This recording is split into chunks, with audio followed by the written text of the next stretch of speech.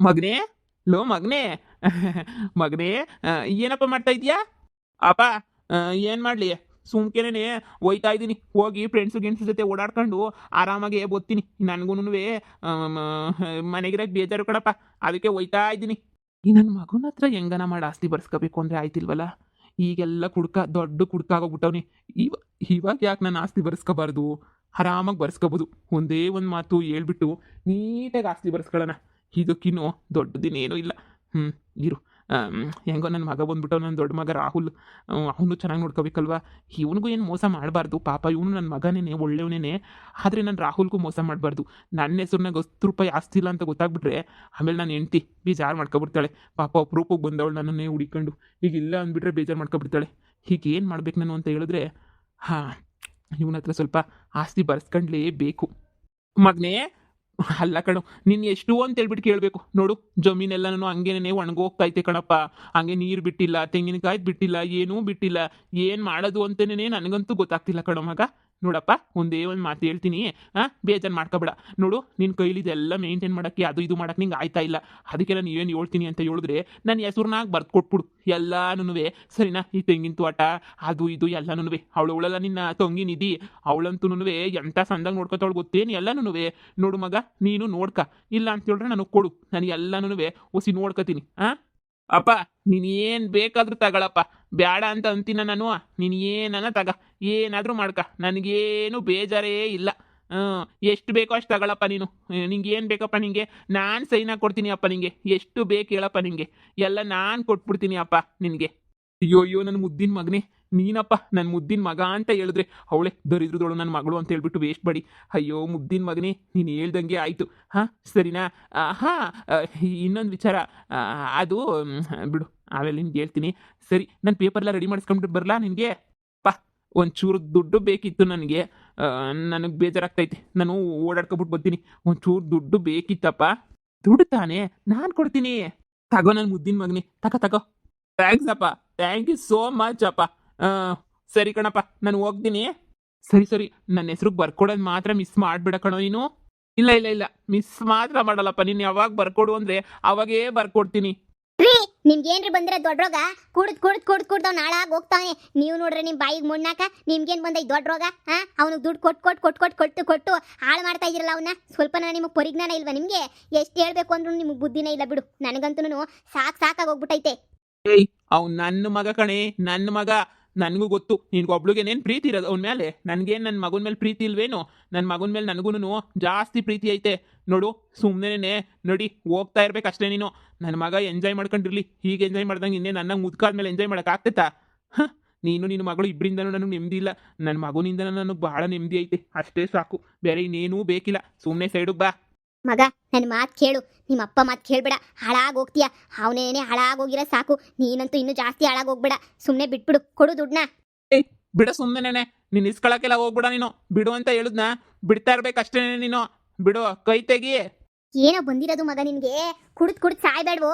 ನಮಗಂತೂ ನೀನು ಒಬ್ಬನೇ ಇರೋದು ದಿಕ್ಕು, ಇನ್ನು ಯಾರು ಇಲ್ಲ. ಈ ಪಾಟಿ ಆಸ್ತಿ ಐತೆ, ತಿನ್ಕೊಂಡು ಉಣ್ಕೊಂಡಿರೋ. ಎಷ್ಟು ಬೇಕಾದ್ರೂ ತಿನ್ನು, ಮಟನ್ನು ಚಿಕನು ಏನು ಬೇಕಾದ್ರೂ ತಿನ್ನು. ಕುಡಿಯೋದು ಬಿಟ್ಬಿಡು ಮಗನೇ, ಇದೆಲ್ಲ ಬೇಡ. ನೋ ವೇ, ನನಗೆ ಬೇಕು. ನೀನು ಸಂಪಾದನೆ ಮಾಡಿರೋದಲ್ಲ ಇದು, ನಮ್ಮಪ್ಪ ನಾನು ಸಂಪಾದನೆ ಮಾಡಿರೋದು. ಬಿಡಮ್ಮ ಸುಮ್ಮನೆ ಕೈನ. ನಂಗೆ ತಲೆಯೆಲ್ಲ ಕೆಡಿಸ್ಬಿಡ ನೀನು. ನನಗೆ ಜಾಸ್ತಿ ಬೇಜಾರು ಮಾಡಬೇಡ, ಸುಮ್ಮನೆ ಬಿಡಮ್ಮ ಕೈನ ನೀನು. ಎಷ್ಟು ಹೇಳಿದ್ರು ಅಷ್ಟೇ ಕಣ, ನಿನಗೆ ಬುದ್ಧಿ ಅಂತೂ ಬರಲ್ಲ. ನನ್ನ ಮಾತು ಕೇಳು ಅಂತಂದ್ರೆ ನೀನು ಸ್ವಲ್ಪನೂ ನನ್ನ ಮಾತು ಕೇಳ್ತಾ ಇಲ್ಲ. ನೋಡು, ಸುಮ್ಮನೆ ದುಡ್ಡು ಕೊಟ್ಬಿಡು. ಬಿಡು ಸುಮ್ಮನೆ. ಮಗನೇ, ಲೋ ಮಗನೇ. ಇವ್ರ ಅಪ್ಪನ ಥರನೇ ಇವನು ಆಗ್ಬಿಟ್ನಾ ಅಂತ. ನನ್ನ ಸೊಸೆ ಎಲ್ಲೋದ್ಲು? ಅವಳಿಗಂತೂ ಒಂದು ಚೂರೂ ಬುದ್ಧಿ ಇಲ್ಲ. ಮಗನ ಬಗ್ಗೆ ಅಂತೂ ತಲೆ ಅಂತೂ ಕೆಡಿಸ್ಕೊಳ್ಳೋದೇ ಇಲ್ಲ ಅವಳಂತೂ. ಗಂಡ ಅಂತ ನನ್ನ ಬೇಡವಾ? ಏನೋ ಆಗಿದೆ, ನನಗೆ ಗೊತ್ತೇ ಆಗದೆ. ತೇಜ, ಏನತ್ತೆ? ನಿನ್ ಗಂಡ ಕುಡ್ದು ಹಾಳಾಗೋತವನೆ. ಸ್ವಲ್ಪನಾದ್ರೂ ಬುದ್ಧಿ ಹೇಳ್ಬಿಟ್ಟವ್ ನನಗೆ. ನೀನೇ ಸ್ವಲ್ಪ ಅವನಿಗೇನೋ ಸ್ವಲ್ಪ ಬದಲಾಯಿಸು. ಇಲ್ಲಾಂದ್ರೆ ನಿನ್ ಗಂಡ ಕುಡ್ದು ಏನೋ ಆಗ್ತಾನಷ್ಟೇ. ಅಯ್ಯೋ ಎತ್ತು ತಾಯಿ, ನಿಮ್ಮ ಮಾತೇ ಕೇಳಲ್ಲ. ಇನ್ನು ನನ್ನ ಮಾತು ಎಲ್ಲತ್ತೇ ಕೇಳ್ತಾನ ಅವನು. ಸ್ವಲ್ಪನೂ ಕೇಳಲ್ಲ ಅವನು. ಏನ್ ನನ್ನ ಮಾತು ಕೇಳಲ್ಲ ಅಂದ್ರೆ ಎಂಟಿ ಆದವಳು ನಿನ್ನ ಮಾತು ಕೇಳ್ತಾನೆ. ಬಗ್ಗಿಸ್ಕೋಬೇಕು ನೀನು. ಅದು ಬಿಟ್ಬಿಟ್ಟು ಹೋದಂಗೆ ಹೋಗ್ಲಿ ಅಂತ ಬಿಟ್ರೆ ಹಿಂಗೇನೇ ಆಗೋದು. ನೋಡು, ನನ್ನ ಮಾತು ಕೇಳು. ಬಾಯಿ ಮುಚ್ಕೊಂಡು ನಿನ್ನ ಗಂಡನ ಸರಿ ಮಾಡ್ಕೊಳ್ಳೋದು ಕಲ್ತ್ಕ.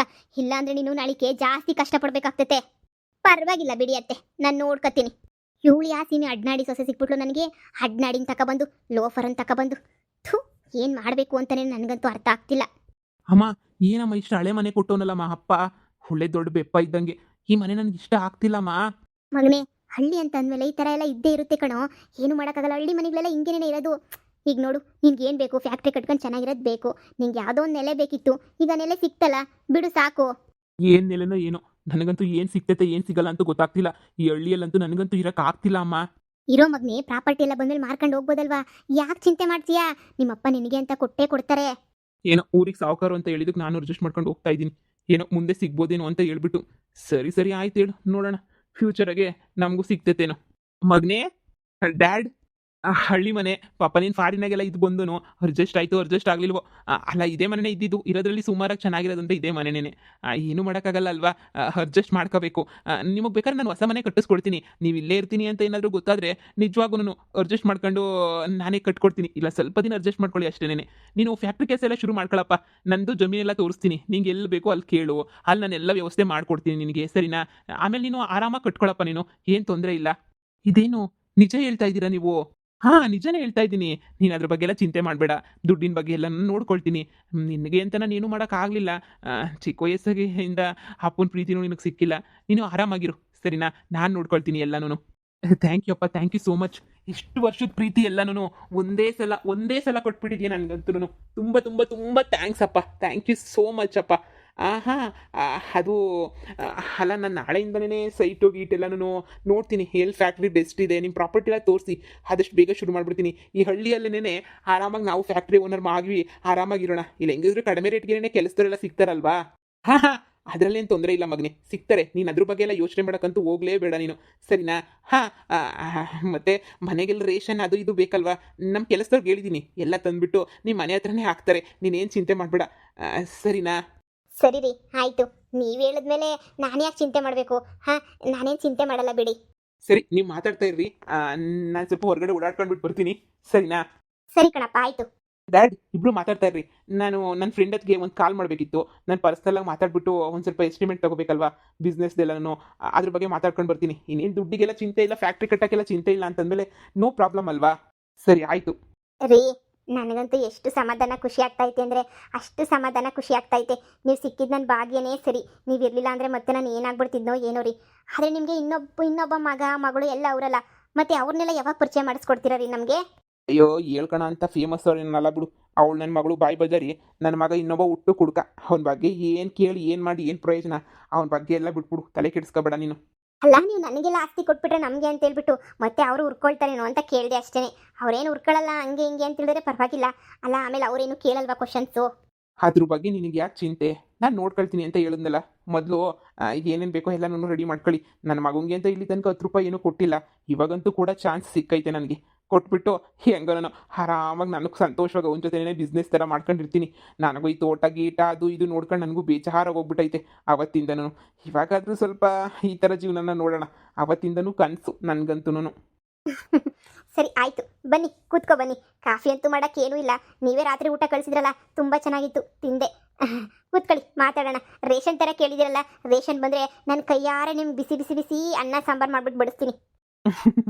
ನಿನ್ನ ಕೈ ರುಚಿ ತಿಂದು ಭಾಳ ದಿನ ಆಗೋಗ್ಬಿಟ್ಟೈತೆ ನನಗಂತೂ. ನಿನ್ನ ಕೈ ರುಚಿನ ನೋಡಬೇಕು ಅಂತ ಆಸೆ. ಆದಷ್ಟು ಬೇಗ ರೇಷನ್ ಬಂದುಬಿಟ್ರೆ ಆದಷ್ಟು ಬೇಗ ಮಾಡಿಬಿಡು, ತಿಂದ್ಬಿಡೋಣ. ಸರಿ ಸರಿ, ಆಯಿತು ರೀ. ನಮಗೆ ಶಾಪಿಂಗ್ ಬೇಕು ಅಂದರೆ ಬಟ್ಟೆ ಗಿಟ್ಟೆ ಎಲ್ಲ ಏನೂ ಇಲ್ಲ ಅಲ್ವಾ? ನಾನೇ ನನ್ನ ಮಗ ಶಾಪಿಂಗ್ ಮಾಡ್ಕೊಂಡು ಬರ್ತೀವಿ.